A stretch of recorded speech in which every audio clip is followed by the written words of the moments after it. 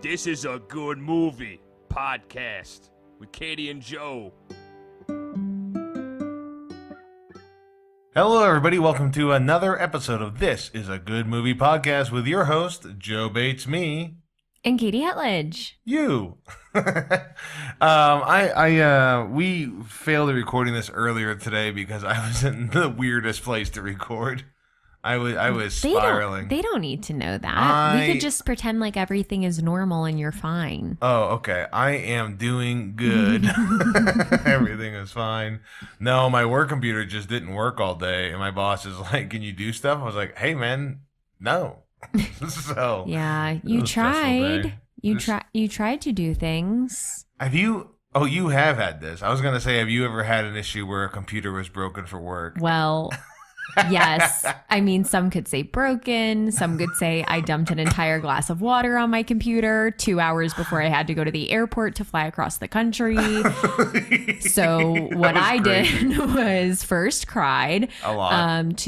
Ran my laptop up the street to the Geek Bar. The Geek Bar. I missed the Geek Bar. Shout out Park Slope. Shout out Geek Bar. They were like, we can't do really anything for you on this. Take and I the was water. like, they were like, we could, I guess, keep it and like try to do something with it. And I was like, I'm getting on a flight. I need you to fix this like, immediately. The Uber is on its way. I'm going to LaGuardia. I'm flying out here. So what happened is I flew across the country with a broken laptop because I was just like, I don't know what to do with this. I mean, I definitely, looking back in hindsight, I could have just left it at home, but I took it with me just because I didn't know I get it. what else to do, and then picked up a new laptop in Denver where I was flying to. And so that was really my first Denver experience, was going to the Apple store at Cherry Creek. Shout out. Hopping on in, picking that up, and then had that for the next week working here. I just realized my first Denver... And then I flew back with 2 laptops. One working and one not working. And she only has 1 lap. I realized my first Denver experience was stopping at a liquor store and asking what the best pizza is to order. What? Yeah. Well, me and Jerry got here, and then we got here late, so... Yeah, you were like at the Airbnb, and you're like, I'll just go. What pizza did you get? I think we ended up with the Denver Biscuit Company, that pizza. I don't remember what that's called. Fat Sully's? Fat Sully's, yeah. Oh, okay. It was actually good. Pretty good. Yeah, we got lucky. Of all the options, because I'm going to be honest, we love Denver, but it's not a strong pizza city. There is a slice place called Pie Hole on Broadway. Yeah, I do like it. You do like that. It's a greasy kind of... I think you sort of like it because of your proximity to it on a regular basis. Yeah, I live there. I live in the oven. Yeah, Joe comes to the apartment to record this podcast, but then I make him go back to Pie Hole to sleep. To sleep. I sleep in Pie Hole. I work in Pie Hole. I eat in Pie Hole. That's it. Those are the 3 things I do there. Yeah. Okay. Cool. We're on a fresh, fuzzy start here. I like it. Yeah, it's because I'm wrapped in a blanket. Exactly. That is why it is a fuzzy start. Because our apartment is freezing. It's so cold. It was like 6 degrees today, and I had to walk Wally by myself. Once. It was so freezing. And Wally and I had to like run part of it because his little paws got too cold. And so then he was running. So then I had to run because I didn't want him to be running by himself. Yeah. That makes sense. I had to keep him company. So I'm out running in the cold, and you're just here not living working in Pie Hole because your laptop's broken. So that's been the day. Okay, all right. It's a little bit more complicated. So I've deserved this blanket time. But you know what the audience deserves right now? Something better than this. Movie news. Oh, well. It better not be TV news. It is TV news. Shit. The TV news. It is TV news because that's just the news that I found is TV news that I wanted to share because new HBO show in the works. Seems very early days, so don't expect this for a while. Plenty of time to get hype about it. Okay. A dramedy called The Band. Okay.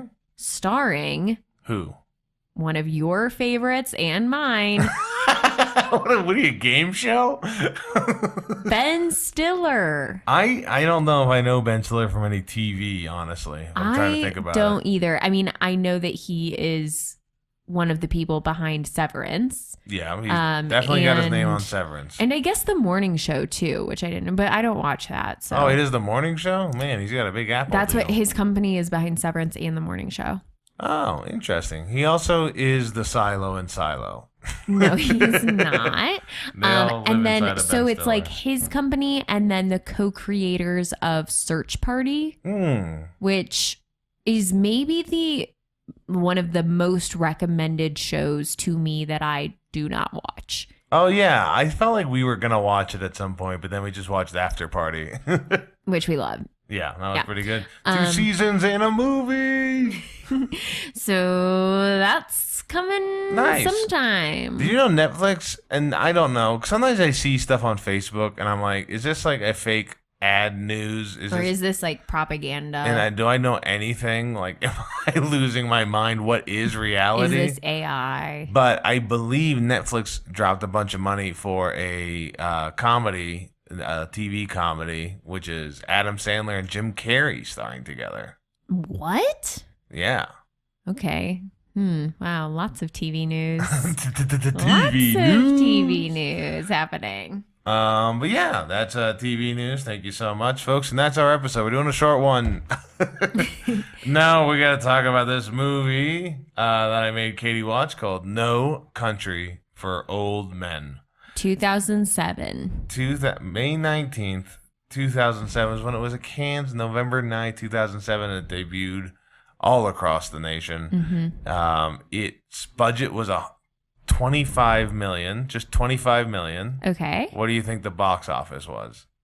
90 million. $171 million. Wow, that's so much. Yeah, it actually did pretty well. I'm just shocked because, as I told you when we were watching this, I feel like there was a surplus.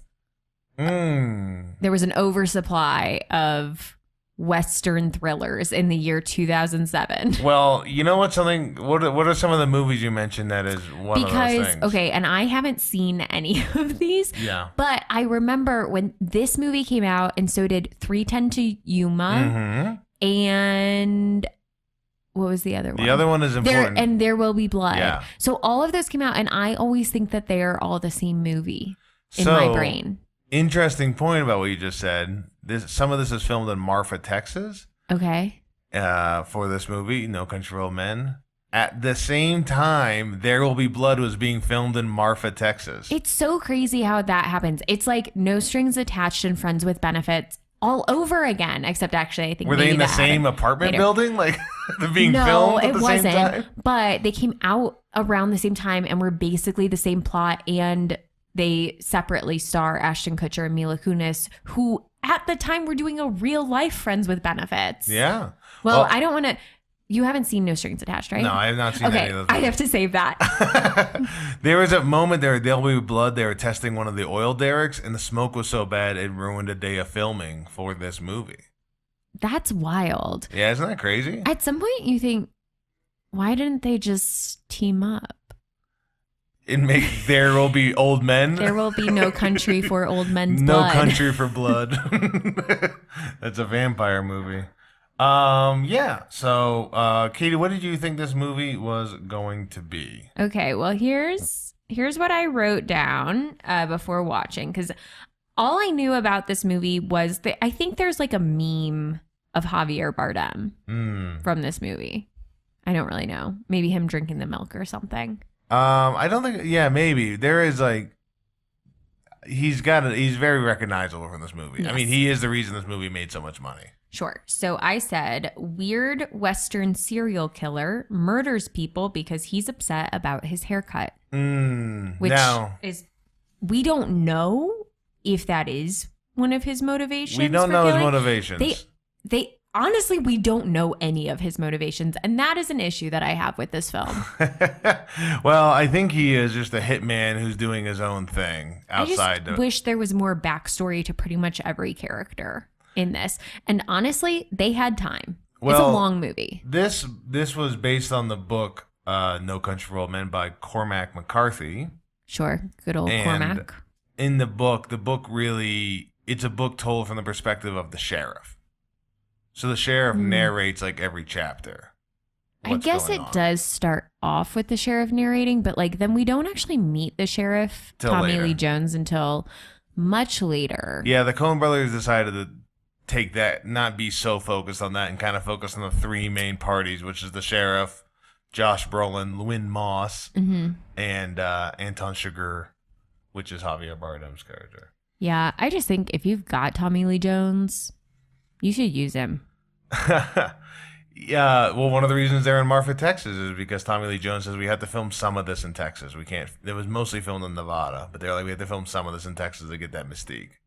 To get that Texas blue sky you're always yapping about. The Texas blue sky is a different blue sky. Joe I think we all know shut up about Texas blue sky. He's like, it's a brighter blue. It's a different blue than the rest of the sky. Any other states. And look, between us, I believe I've lived in more states. So you have. Texas is the best blue sky. I've lived in the most states. I win argument 1-0. If you're keeping score, we haven't had any argument so far, but I have won the first one. Wow. Anyway, what this movie is about is a rancher, a hunter in Texas. Lynn Moss, Josh Brolin's character, a Vietnam vet and welder, stumbles upon a large sum of money in the desert. Well, that's not what he stumbles upon. Well, he stumbles upon a drug deal gone bad. Yeah, it's a bunch of everyone is dead. Yeah, everyone is dead. Which in turn he finds some money. Yeah. Which leads the multiple groups interested in him because they want that money back. Right. Which leads to the hitman, Anton Chigurh, catching up with him. What a tough name to say. Yeah, it's not none of the Lewin Moss. Lewin Moss is not an easy name. Or no, is it Lewin? It's Llewellyn. Llewellyn, yeah, that's what I've been saying. And then there's Ed Tom. That is not what you've been saying. Then there's a sheriff also investigating the crime, Ed Tom Bell. Ed Tom. And it's basically like the hunter becoming the hunted and then just kind of going back and forth in that. Rob Mackey of The Guardian, this is what the genre of movie, what genre do you think this movie is? Western thriller, as I've already said. He wrote crime, western, noir, horror, comedy. I didn't get much of the comedy. Yeah, there's a little bit, but not that much. Basically just a Texan person being a Texan person. Yeah, I think one of the things is that this movie is a lot of like symbols and things are standing in for other things than it is like about the characters themselves. It's what the characters represent as a whole. The inevitable demise that is coming for everybody. What? Yeah, I don't know. That's what kind of how I took it. Oh gosh, I took it as these are three men living their lives in a bad way. All right. Well, before we get into that, this movie, as you know, as I said before, is won Best Picture. Yeah. What other 3 Oscars do you think this movie won? I'm gonna guess adapted screenplay. It did win adapted screenplay. That is true. Okay. Maybe an acting nom for Javier Bardem. Javier Bardem, the first Spanish person to win an Oscar. Nice.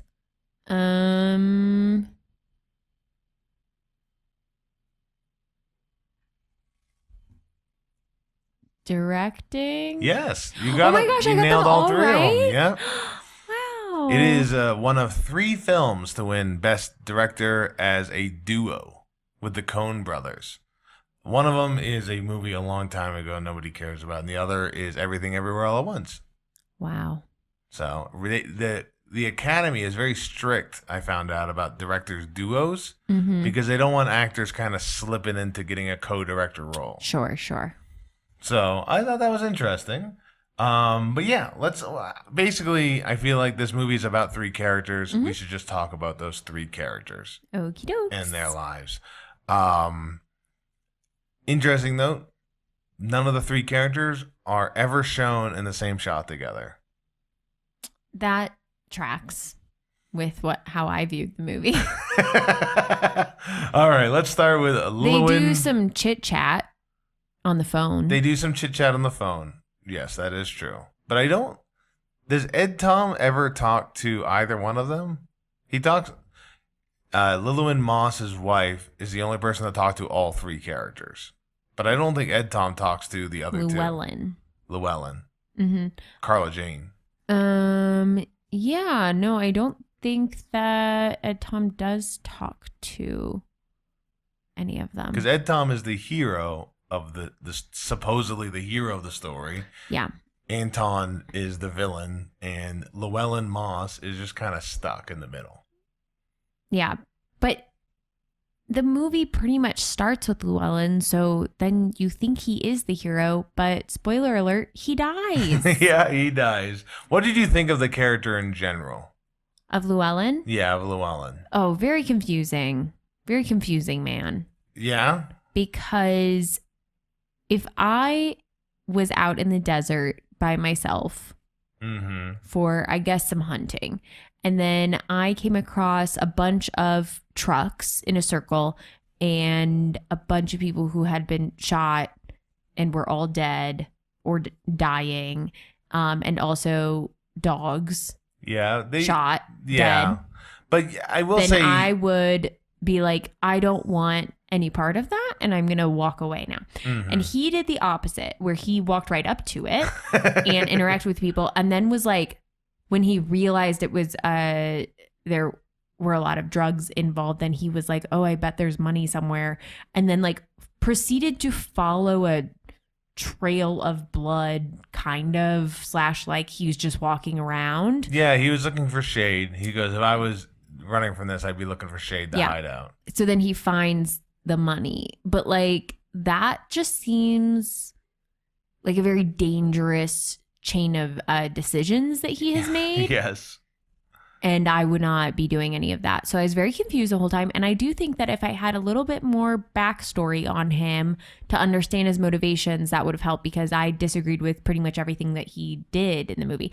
But I was very impressed that he managed to keep escaping as many times as he did. He was very smart about it. But then I was like, why is he so smart about this? I don't know. I'll never know. Yeah, they mentioned he's a Vietnam War vet, so I believe he's got some army experience. Yes, but I don't want to speak ill of veterans, but I'm sure there I'm sure there are some that maybe aren't the brightest, just like in any occupation. But I think with him, it's more like he was a soldier. He's had some army experience. He's back here. They show him initially as a hunter, so he's like aware of his surroundings and how to track and know that. He seems to be kind of like just that strong-jawed, stoic. Listen, I love Josh Brolin. I think he did a great job. I would watch it. I'm glad that I watched this to get more Josh Brolin and more Tommy Lee Jones. I love seeing them, together again after they played the same character in Men in Black. That's exciting for me.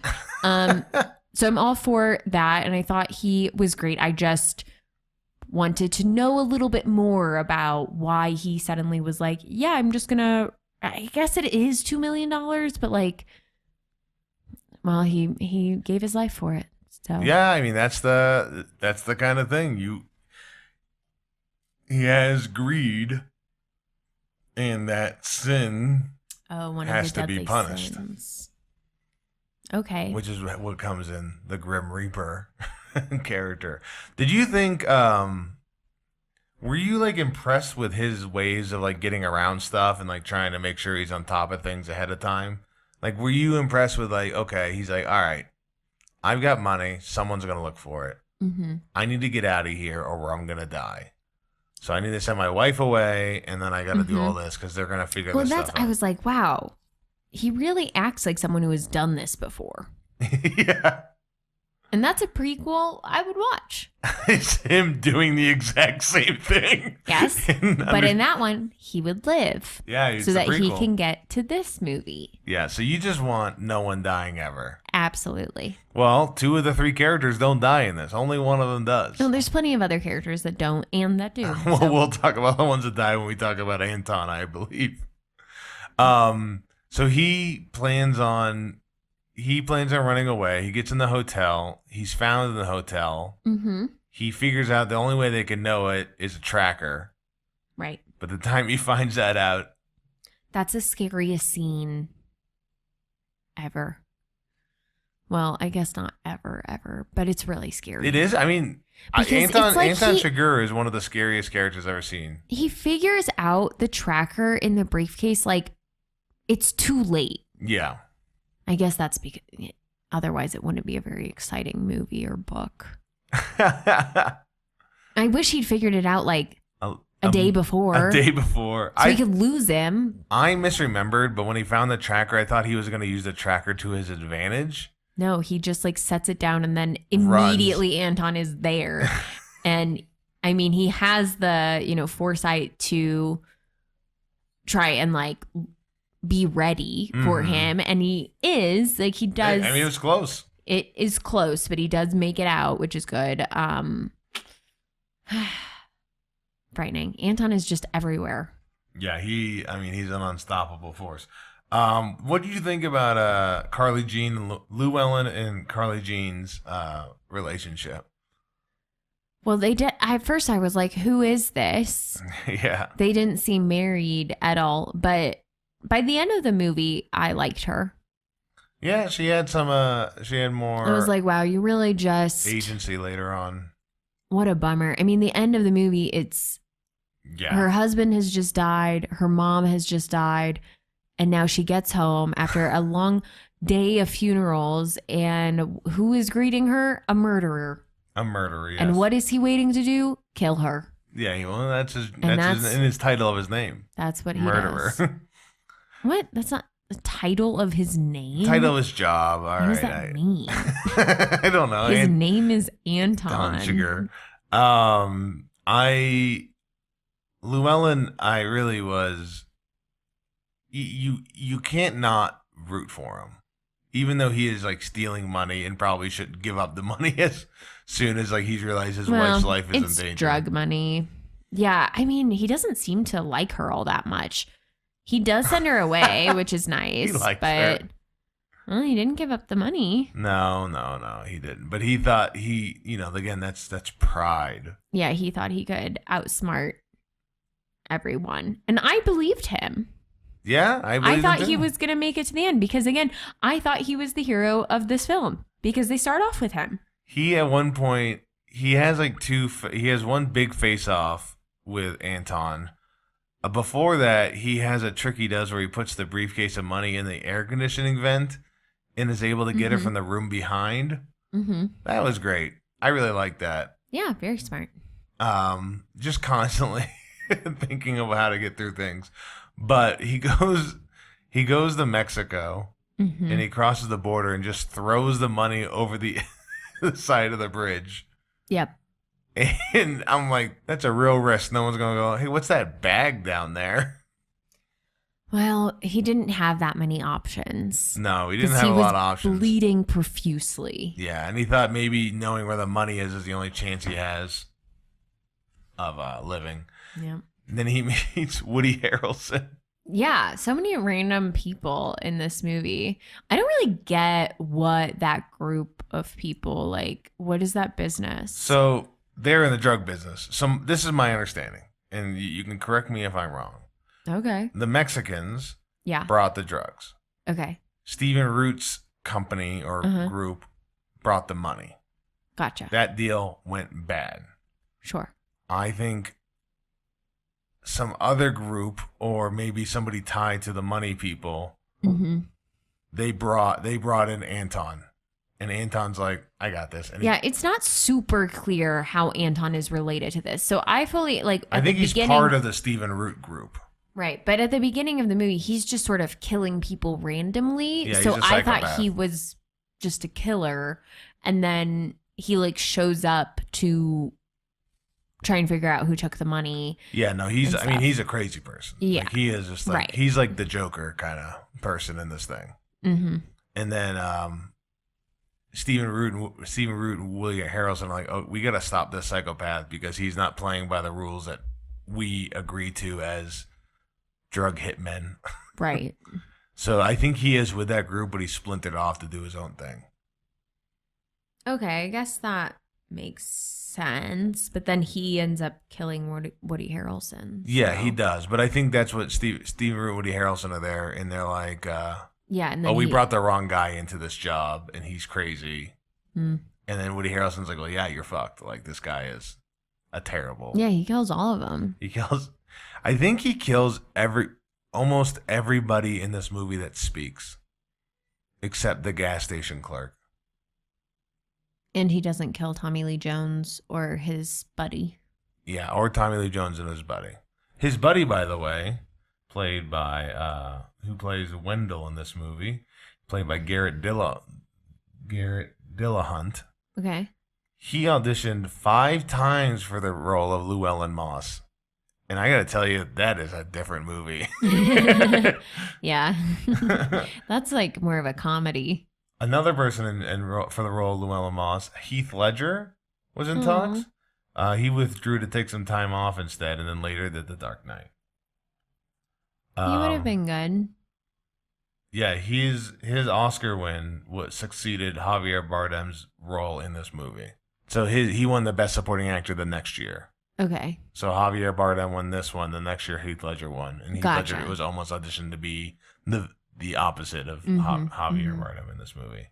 I don't think this movie, and I think you'll say it is, I don't think this movie is slow, but it's a slow movie that doesn't feel that slow. Like, it felt like it went probably pretty quick when we watched it. Yeah, I did feel like it, maybe not slow, but it's long. It felt long. Yeah, I mean, it's 2 hours. And maybe it's because there isn't a ton of interaction between the main characters. So you're kind of like, it's a little bit halted. There is a total of 16 minutes in this movie, and most of that is the credits. There's a total of 16 minutes in this movie. Oh, of music in this movie. Okay. Sorry. I was forgot like, a preposition. there's more than that. This movie is mostly credits. Sorry, we're filming this. We're recording a little late on this one. There's 16 minutes of music in this movie. Okay. So most of that's the credits. So I think that might be one of the reasons it feels long. Yeah, and they didn't have like any montages. They didn't have any montages. That's true. They also rarely zoomed. One of the only times they zoom in this movie is the gas station coin flip. And that is like a very slow creep zoom. Gotcha. And they're like, Coen Brothers are like, they hate zoom. They never want to zoom. Sure. And We all hate Zoom at this point, right? Am I right? Am I right? Are you there? Can you hear me now? What about now? Joe, you're on mute. Oh, am I on? You're on mute. I'm. We can't hear you. My Just can you connection. type? Can you just type in the chat? BRB. That's what I'm typing in the chat. I'll be right back. Bye. But they do the creep zoom into that scene because they feel like the audience is like leaning forward, wanting to know what's gonna happen, to kind of instill that feeling in there.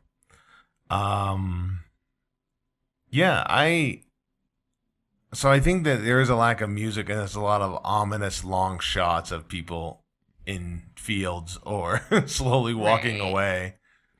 And then the action happens, like, holy shit, this is crazy action right now. Tommy Lee Jones just rode a horse and dove off and through a window and did a tuck and roll and shot 3 people. That never happened. But No. Tommy Lee doesn't have that in him anymore. So that's Llewellyn Moss. And then we got, let's talk about Ed Tom Bell. He's great. Love him. Really? He doesn't really do much in this movie except like contemplate. Good vibes. He's just good vibes. And he figures out like the air gun thing. Yeah, he does figure it out while talking to Carla Jean in the middle of it. He goes, oh, That's how he does it. Okay, sorting cool. through everything. He almost gets there in time to save Llewellyn. Yeah. Almost. Oh, I guess we should have mentioned Llewellyn dies off camera. And it wasn't anybody who killed him outside the Mexican gang. Right. Got to him, and they stole the money, and they left. It was like, there were some critics that were really upset about that. Because it's like anticlimactic. But some critics are like, this is the spirit of the book, where it's like, it's kind of like a Game of Thrones, where you make bad decisions, you will die. Yeah. You have to be perfect. And as Miley Cyrus once said, nobody's perfect. I've got to work it again and again till I get it right. You live and you learn it. Nobody's perfect. Coming like a wrecking ball. No. Is that not the same song? It is not. Oh, work it. I also, I know we're jumping back to this. I didn't realize this in the second watch of this movie, but Llewellyn Moss would have gotten away with it if he didn't go back to give that guy water. Oh, yeah.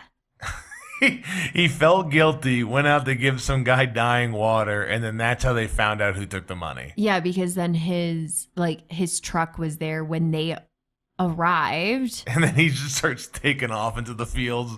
He jumps into a river. It was crazy. That was like a crazy scene. Yeah, and then a dog is like chasing after him, and then he shoots a dog. Awful. It is, I mean... terrible. I will say that's the first dog death that I felt like you were like, well, I understand it at least. Well, because the dog was literally like lunging at him. He was going to kill him, yeah. It's unintentionally funny, but it is funny to see Josh Brolin floating in the river while a dog is like floating next to him, chasing him. Scary. It is scary. So anyway, I guess don't give people water. I don't know why he went back. Like that guy, we saw that guy. He wasn't making it through the night. So like, well, a man's got to do what a man's got to do. If you're gonna steal someone's money, you might as well give him water.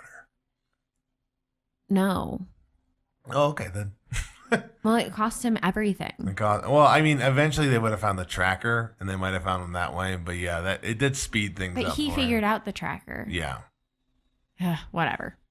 People make bad choices. People make bad choices. So back to Ed Tom Bell. Right. Ed Tom. In Wendell, they're both pretty sharp. I don't know that Wendell is super sharp. Wendell caught some things up when they were looking at the drug deal that went wrong. He's like looking around, it's like, so this probably happened, that probably happened, and Ed Tom's like, yeah, I already know that. The crime scene. And then they figure, well, he probably walked, and he's like, who do you think took the money? He goes, I think I know who took the money. Because they figured out the car situation too, and who it related to. Yeah, he was like, oh, that's Llewellyn's truck. Yeah. And Llewellyn's probably and I would assume knows that he is in some deep shit. What did you like about Ed Tom? Because it seems like he was your favorite character. I just like Tommy Lee Jones. You just like Tommy Lee Jones? Yes. He had top billing in this movie, yet he had the least screen time of the three characters. Well, that happens. That does happen. I mean, everything they showed him, he is just talking about retiring and that the world has passed him by and it's not the same thing he recognizes anymore. I think he should get to retire after this. Yeah, I mean, he did. That's what he does. And he's at home, just empty, asking his wife if he wants to go ride a horse together, and she goes, no. See, I'm going to be honest. I feel like I really zoned out towards the end of this movie. Oh, really? Because I was like, what's happening? Once Llewellyn died, you really kind of... And then it's like, the money's gone. Who cares about anything? I mean, I was drawn back in for the scene with Anton and the wife and then the car crash. But yeah, I did. I mean, I love Tommy Lee Jones, but I did kind of zone out in some of his later scenes where he's just like, let's sit at this table and talk. So I will say the first time I watched this movie, I was like, he just talked for a long time with a guy. Now he's talking for a long time with his wife. Yeah. It felt too quick. Mm-hmm. Like, where's his investigating scenes? Yeah, where is his investigating scenes? He kind of just walks into a thing and he's like, I kind of get what's going on. You're like, the newest crime procedural on NBC is Detective who thinks The detective. this who thinks. detective has a secret. They have a special power. They just think for a long time. Contemplation detective coming to TBS. But he like it is weird. Like, I guess I'll ask you this because I don't even know. What do you think the message of this movie is? Don't deal drugs, don't steal money, don't shoot people, and if someone looks like a total creep with a haircut and an air gun, you should not engage with them, and you should leave. And also, if you are a cop and you arrest someone, don't turn your back to them while you make a phone call because they could kill you. Those are all of the lessons that I learned. I was thinking that the world will always pass you by no matter what you do. Mine are more like practical, I think. Like Mine's more grand. some like actionable steps gestures that I've of- taken away from this film. Yeah, I mean there is a one thing at the end of his 2 long dialogue scenes with Ed Tom is that he says that he thought he'd have God by now. What? He at a moment he's like, well, I figured by the time I got older, then God would be in my life and I'd be like religious or whatever. But he just says he didn't say all that. He just says he thought he'd have God in his life. Well, sir, no one is hiding him. Not in Texas. You can go get him real easy. Well, I think it's more about like when he became a cop, it was about like cowboys and Indians and cowboys and robbers and like that kind of stuff. And now it's like drug deals and like a major psychopath killing people throughout your towns, and it's not as simple as what's good and what's bad. It's more complicated. Cowboys and robbers. Yeah, Okay. cowboys and robbers, that's a thing. Yeah. Do you think the police are cowboys? Yeah, And you think cowboys are police officers? I will Because say those this. are different professions. I think Texas police officers believe they to be cowboys. Well, yes, that's true. That's certainly true. But That's what I they think are, it is. They It's are like- different. Yeah, you chase the guy on horseback or whatever. Now it's a guy using a thing you kill cows with Yeah. and killing people left and right with it. It's It is- crazy. It is messed up. You have any other thoughts on Ed Tom Bell? He tried to help Carla Jean. He was reasonable with her. That he did. He just wasn't quick enough. He just Sad. wasn't quick enough. He's old. There's no country for him. Anton Chigurh, your favorite character you've ever seen in a film? He's very unsettling. According to a January 2018 article in Business Insider, a group of psychiatrists studied 400 movies and identified 126 psychopathic characters. Okay. They chose Javier Bardem's portrayal as Anton Chigurh as the most clinically accurate portrayal of a psychopath. Scary. I mean, when I saw this film, that guy was like the most evil person I've ever I mean, seen. he's just killing left and right for no reason. Like, he wants your car, he'll kill you. You look at him the wrong way, he'll kill you. You steal $2 million, he'll kill you. That's rude. You hired him to get the money back, he'll kill you. He will kill you there. It's like there's no winning with this guy. No, he'll flip a coin. That's your only chance of winning. Yeah, I fully hated the gas station scene. That scene is so unsettling. And also, what really worked to his advantage, like, yes, he definitely used an air gun to murder people, but he was also using everyone's, like, politeness and benefit of the doubt. Like, he would just be like, where are you from? Where do you live? And people would answer because they're like wanting to be polite or just engage in small talk and conversation, but like fully giving him too much information. Yeah. In that gas station scene. And then like when he steals the cop car after he kills the cop and then pulls some guy over and is like, get out of the car. And this guy at no Clearly point is not like, a cop. where's your badge? Like nothing like that. Cause this guy is just like, oh, this authority figure is telling me to do something, so I'll do it, which is like the Milgram experiments in sociology of like people just do things when a authority figure tells them to. Yeah. So he's like using that to his advantage as well. And I was like, everyone needs to stop talking to him. And this is why I think that It's okay that I don't like talking to strangers. So you're Joe loves equating this talking to strangers, and he is like always razzing me because I don't like it. And it looks like it's actually just a defense mechanism so that I don't get murdered. Oh, sorry. If a guy comes up to you with like an air tank, drive away. Running away. We can't go to retirement homes anymore. An old man will come with an oxygen tank and Katie just takes off. When the Coen brothers approached Javier Bardem about playing this character, Javier said, I don't drive. I speak bad English like me. Yeah. And I hate violence. And the Coen brothers are like, you're perfect. I guess he did have to drive a little bit in this. Yeah. There are definitely scenes of him in a car. Driving around. His English was pretty good. I mean, it was just the accent and the way he like monotoned it. Mm-hmm. It just was scary. It was scary. Yeah. The Coen brothers used a photo of a brothel patron taken in 1979 to model Javier Bardem's hairstyle. Just to like be a creep. And when he first saw his new haircut, Javier Bardem goes, "Oh no, now I won't get laid for the next 2 months." Yeah, he's very off-putting. But who is he married to? Isn't he married to Penelope Cruz? Yeah, that's what I thought. Man. So he's fine. Yeah, he's doing all right. Well, he's got a better haircut. He did say like the two best movies I'm known for is Skyfall and this movie, and I have the worst haircuts in both of those movies.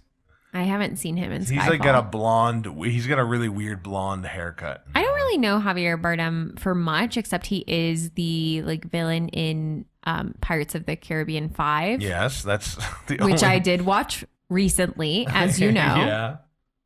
And he plays a ghost, and he has like a bunch of holes in him from being blown up. Yeah.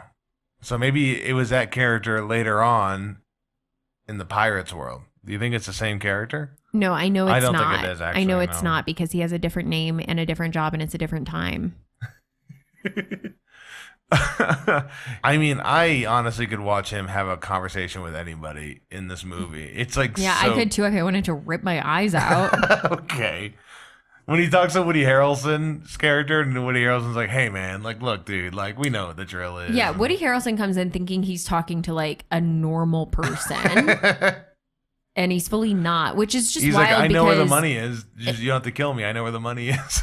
Initially, Stephen Root is like, okay, you got to go get this guy. Like, are you up for it? And Woody Harrelson's like, yeah, no problem. I totally know how to handle this guy. And then immediately does not. Just immediate fumble. Shows back up to his hotel. Javier Bardem is walking up the stairs behind him. Follows him to his hotel room and then murders him. Yeah, it was crazy. Like, doesn't stand a chance. The phone rings and immediately just shoots him. Because he had two weapons. He had the weapon of the air gun. The air gun, or like, and then he also had a gun with a silencer huge on silencer, it. Yeah. which was also like that's not a thing that exists in real life. That was like a made up gun for him. Oh, I don't know much about guns. No, I'm just letting you know, like that's like both that were like two very specifically made for Anton. Gotcha. Josh Brolin was pretty funny about this movie. So he auditioned for this movie while filming Grindhouse, which was that Robert Rodriguez and Quentin Tarantino did like a double feature kind of old school action gore type movie. Okay. And while he was filming that, he asked Robert Rodriguez if he could do an audition for this movie. So he sent this audition filmed on like movie theater cameras. That's funny. And he sent it to the Coen brothers, and the Coen brothers wrote back, "This is really good lighting." I think the Coen brothers are pretty fun to work with based on like everything I've read about this movie. Brolin said he had a load of fun making it, but it was because he thought him and Javier Bardem thought they'd be fired at any moment, because with the Coens there's no compliments, there's no like nice work, there's nothing. And then he does a scene with Woody Harrelson. Mm-hmm. And Woody can't remember his lines, and he stumbles over his words like all the way through it. And after he's done, the Coen Brothers goes, "That's fantastic." Brolin's like, "Wait a second. Like, what do you want? I really like this movie. What do you think it got in Rotten Tomatoes? I don't know, like a 95%. 93%. You're real close. Nice. Nice. Is there anything specific about this movie that really stood out to you? Like, I guess we'll talk about the It's ending. incredibly violent and gory, and there's lots of blood. Yeah. And at one point, Javier Bardem like basically performs surgery on himself. It's so gross. Oh, that was crazy. Yeah, I forgot about that part where he has to like take the bullets out of his own. When oh my God, he blows up the car so he can just walk into the pharmacy like nothing. So gross. Blowing up a car. No, I'm just still thinking about his leg. Giving his own shot and putting Lidocaine. What's it called? Lidocaine. Lidocaine. I'm like concerned for you. Someone's concerned for old Joe. Or maybe it's someone who loves him. I'm concerned for like your brain. My brain is braining. Yeah, no, I'm stressed. Tommy Lee Jones sued this movie. Why? Because the people who put the contract together on the production side messed up. Oh. And Tommy Lee Jones called him out on it, so they were forced to pay him an additional $15 million after this movie was done. Wow. So good job for Tommy. There were two things that changed in this movie from the book. Okay. Ed Tom was supposed to run into some sort of like runaway teenager character and have like a storyline with this runaway. Mm-hmm. And I think it was supposed to kind of like their story compared to like what Llewellyn is doing, and like there's supposed to be some parallels that he was seeing with the kid and what's happening. Interesting. The other one is a scene we haven't really talked about yet, a little bit, but Carla Jean and Anton Chigurh's conversation in the book, she is like freaking out, begging not to be killed. Yeah, Where I would be. In this one, I think the Coen brothers are like, well, kind of make this character look like no point in the movie if like the only time they're doing anything they're crying. Yeah, this movie isn't quite passing the Bechdel test. And No, I guess, this is a men's movie. I guess 100%. it gives her a little bit more agency as a character when she kind of just accepts what is happening. And he's like, well, the most I can do is like flip a coin. And she's like, no, you don't get to. That's like a cop out. Yeah, you had to decide what you you're doing. decide if I live or die. Like you're making this choice. The coin isn't making the choice for you. So I guess in that sense, it's like more agency than if she were just begging to not die. Yeah, and that kind of makes sense because like Anton's character seems to be like, this is fate. Everything I'm doing is fated this way. Where Llewellyn's like, I'm in control of my fate. Mm-hmm. But it seems like fate's winning. But then at the end, she points out, no, you are doing this. Right. Yeah. Then he walks out. He definitely kills her. Yes.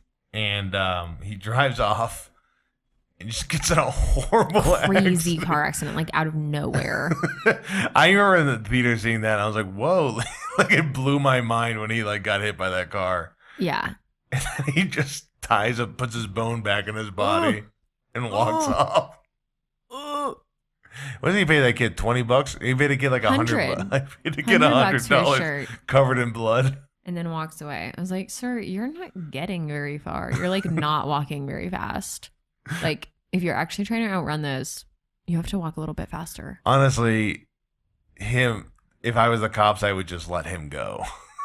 But they don't like know who he is. They don't the problem. know who he is. But yeah, he is a very dangerous man. And there was, I think, 22 kills in this movie. gross. Which seems much more when you hear that number. Well, are you counting the drug dealers who are like already dead? No, that may be the case. I might be counting them as well. This is just a number I saw, but that would make sense to count them. Okay. Because he kills all the most of the speaking characters, kills a hotel guy, kills Stephen Root. He goes into the building and just kills him. There's no conversation. There's no nothing. There's just, right. You sent Woody Harrelson to do my job. I'm going to kill you. Yeah, so fun movie. I think everyone enjoyed it. We all loved it.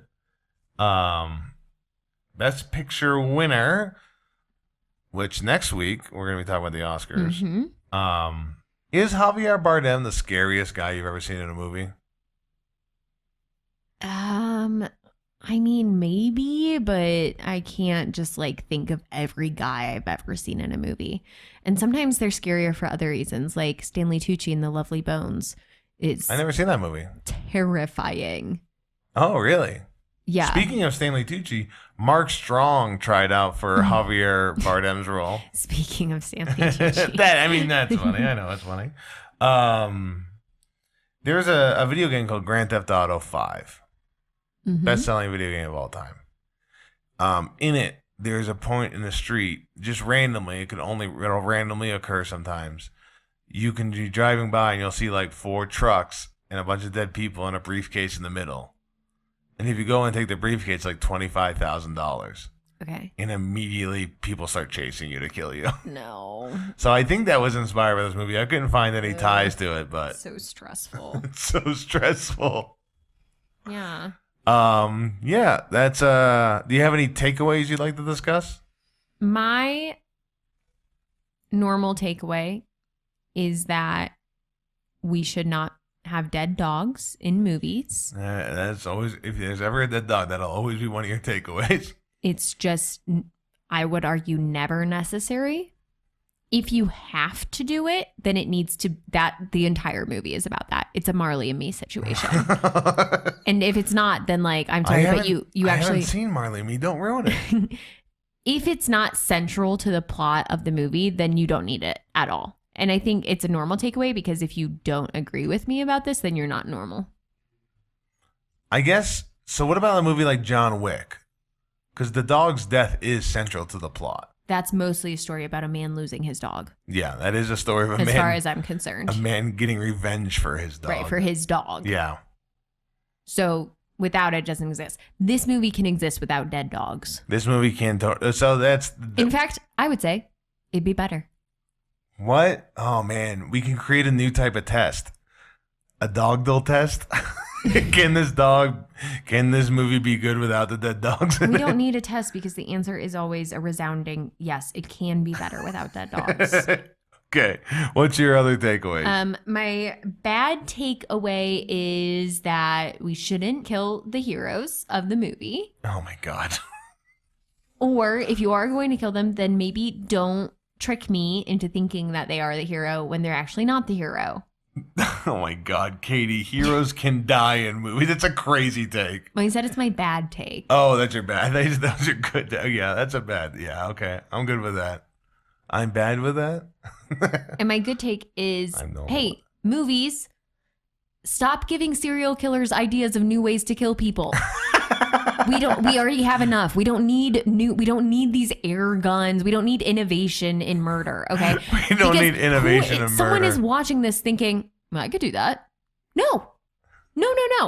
They already have enough. They have knives. They have poison. They have guns. Okay. We don't need new things that are like people are going to be unsuspecting and that are going to be harder for the detectives to track. Okay. We don't need that.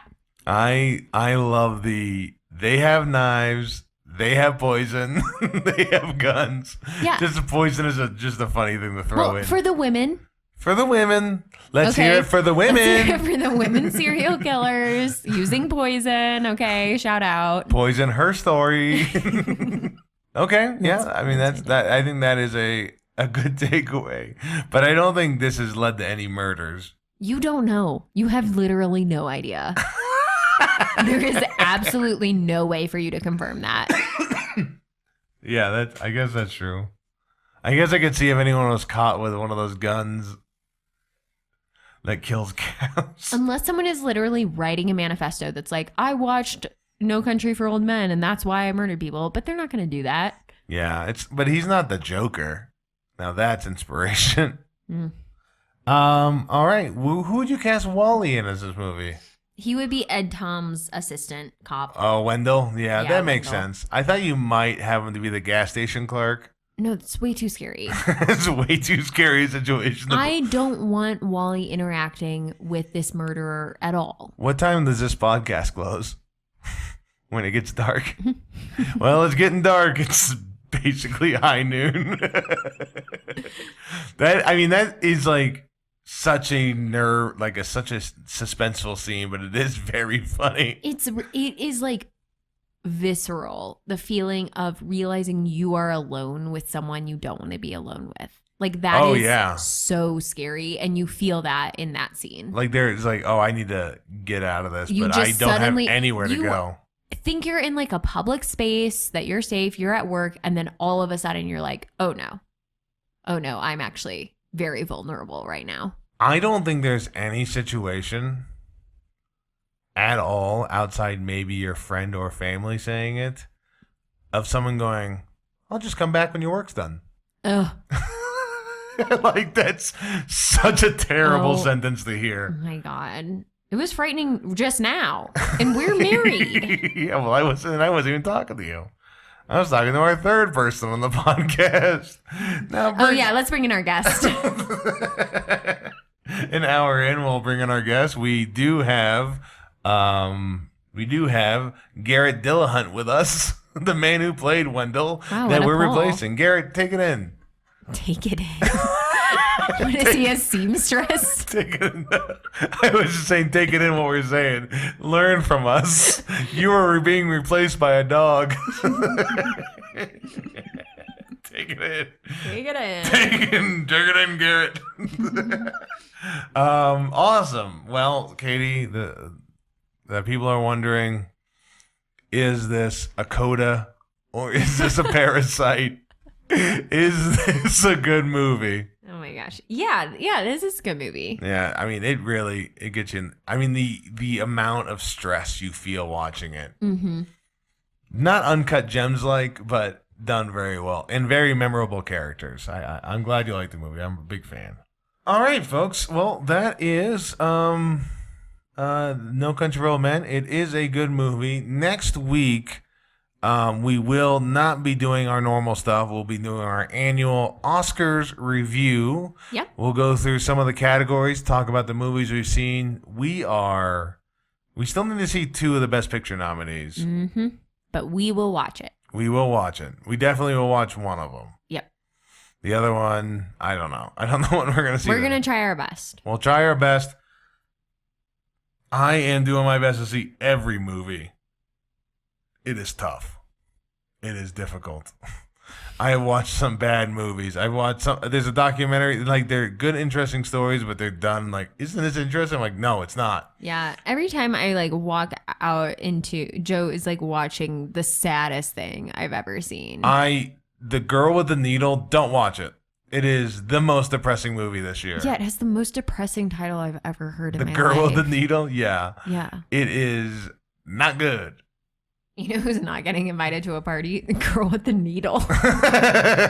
She's not invited to the birthday party. I'll be honest, she needs more friends. It would really help the Girl with the Needle if she could socialize a little bit more. All right. Well, let's save those quips for next week when we do our Oscars episode. I live in a trash can. The Grouch. Mm-hmm. You know him? Yeah. That's been This Is a Good Movie podcast. Thank you so much for listening, folks. You can follow us on social media at TIAGM Pod on Instagram. Go to the This Is a Good Movie podcast on YouTube. Subscribe, like, follow. You can email us at tiagmpodcast@gmail.com. And you can check us out. We'd love to read your emails. We'd love to do everything. We'd love to be your friend. We'd love to get to know you. Come on over. We'll hang out. We like to thank our editor, Cale Forbes. He also created the theme song, the vocals done by Austin Fry, the logo done by Carrie Pulley. These are good people. They're good people. Stop saying they're bad people. Well, anyways, that's our episode. This is a Good Movie podcast. Bye. We love you. Bye. Oh, God, I'm falling apart.